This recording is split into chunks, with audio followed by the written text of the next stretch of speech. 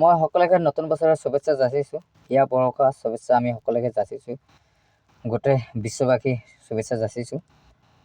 মই ক'বলগা এইখিনি ক'ব খুজিছোঁ যে 2025 নিচিনা যাতে 2026 যাতে নাযায়, মই সেয়া কামনা বিচাৰোঁ শুভেচ্ছাৰ মাজতে।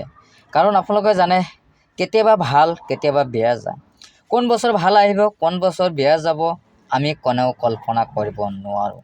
ইয়া আমি সকলোৱে জানো। 2025 যেনেকুৱা ঘটনা ঘটি গ'ল, বহুতো আমিও হেৰুৱালোঁ, বহুত কথা গ'লো তেনেকুৱা যাতে আমাৰ নহয় তাৰে আমি বিচাৰিছোঁ। কাৰণ আপোনালোকে যে জানে যে 2025 যেতিয়া জানুৱাৰী মাহ আহিলে কুম্ভ মেলাত হেতা ঠেলাত মানুহৰ কিমান মানুহ মৃত্যু হ'ল, নিশ্চয় আপোনালোকৰ সকলোৱে মনত আছে। তাৰপিছত আপোনালোকে জানে জানুৱাৰী মাহতে আপোনাৰ ডিমা হাছাৰ মায়ঙত তাতে কিমান মানুহ শ্ৰমিকসকলৰ মৃত্যু হ'ল, নিশ্চয় আপোনালোকৰ মনত আছে। তাৰপিছত যেনে তেনে হওক ফেব্ৰুৱাৰী মাহটো আহি গ'ল। ফেব্ৰুৱাৰী মাহটো আপোনালোকে জানিলে যে দিল্লী এক্সিডেণ্ট হৈ ৰেল এক্সিডেণ্ট হৈ 18জন মানুহ মৃত্যু হ'ল। নিশ্চয় আপোনালোকে জানে ফেব্ৰুৱাৰী মাহটো আমাৰ ভাল নক'লে। আহি গ'ল মাৰ্চ মাহটো আমি কোনোৰকমকৈ আমি পাৰ কৰিলোঁ, আমাক যেনে তেনে হওক ল'লোঁ। আহি গ'ল এপ্ৰিল মাহৰ লগে লগে আহি গ'ল আমাক যে কাশ্মীৰৰ আতংকবাদী আমাক নিৰহকৈ পেলগামত যি ঘটনা ঘটি গ'ল, আমি কল্পনা নকৰাকৈ ঘটনা এটা আমাৰ নিৰহকৈ অন্যায় কৰিলে পাকিস্তানী আতংকবাদীসকলে। তাৰপিছত আমাৰ যেনে তেনে আমি সেইটো গ'লোঁ, যেনেকৈ ভাল নগ'ল। আকৌ আহি গ'ল মে' মাহত আমাৰ ভাৰত চৰকাৰে অপাৰেশ্যন সিন্দুৰৰ প্ৰত্যুত্তৰ দিলে, যি উত্তৰত পাকিস্তানে গম পাই গ'ল আৰু আমাৰ মাজত যাতে বিভাজন নহয়। যেনে তেনে হৈ গ'ল মে' মাহটো গ'ল।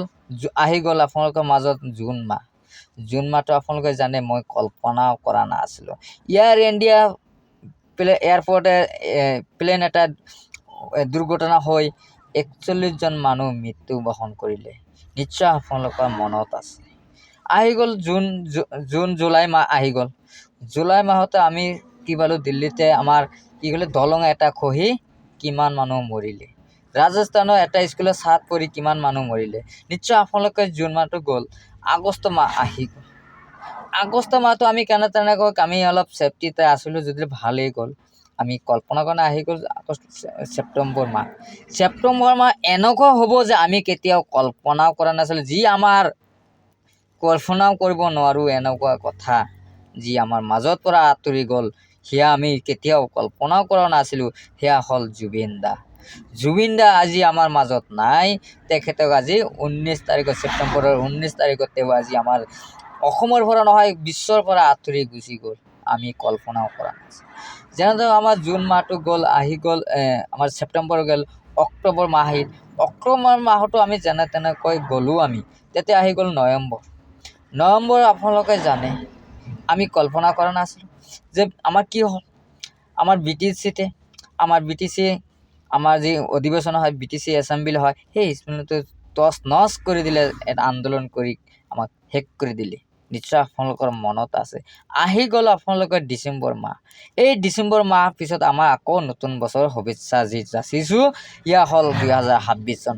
আমি ডিচেম্বৰত আমি কি হ'ল, ডিচেম্বৰত আপোনালোকে সকলে জানে কাৰ্বি আংলঙত আমি কল্পনাও কৰা নাছিলোঁ যে কাৰ্বি আংলং এনেকৈ জ্বলিব, এনেকৈ জ্বলি 2জন মানুহ মৃত্যুবৰণ কৰিলে, এজন পুলিচৰ আহতত গুলীয়াই হত্যা হ'ল আৰু এজন নিৰীহ মানুহ দোকানত বিকলাংগ মানুহ দোকানৰ ভিতৰত আবদ্ধ হৈ তেওঁ অগ্নিশৰ্মা হ'ল। জীয়া মানুহ অগ্নিশৰ্মাত মৃত্যুবৰণ কৰিলে, কাৰ্বি আংলং জ্বলিলে। আপোনালোকে তাৰপিছত আপোনালোকে এই ডিচেম্বৰ মাহতে আকৌ আমাৰ কি হয় বৰাকভেলীৰ পৰা যিটো শিলচৰৰ যিটো ট্ৰেইন আহি আকৌ লামডিঙত এক্সিডেণ্ট হৈ কল্পনাও কৰা নাছিলোঁ যে 7টাকৈ হাতী আমাৰ মাজৰ পৰা আঁতৰি গ'ল। গতিকে আমি ডিচেম্বৰ মাহটো আমি ভাল পোৱা নাই। আমি নাজানো এতিয়া আমি ডিচেম্বৰ মাহ আমি 2000 বিদায় দিলোঁ, যেনেতেও আমি বিদায় দিলোঁ। এতিয়া আমি আগুৱাই ল'লোঁ 2026 চনত। এই 26 চনত কি হ'ব আমি এই জানুৱাৰী মাহত আমি কেতিয়াও নাজানো। আমাৰ এই বছৰটো কেনেকৈ যাব আমি সেয়াও নাজানো। কিন্তু আপোনালোকে এটাই কথা, আমি সতৰ্ক হৈ থাকিব লাগে যে আমি এটা জনা হ'ব লাগে। গতিকে যেনেকুৱা মই 2023ত মোৰ তেজ মাৰা গৈছিলে, তেনেকুৱা কথা মই কৈছোঁ, আপোনালোকে বেয়া পাব নালাগে। গতিকে আমি সকলোকে চাইছোঁ যে 25 যেনেকুৱা গ'ল 26 তেনেকুৱা যাব নালাগে।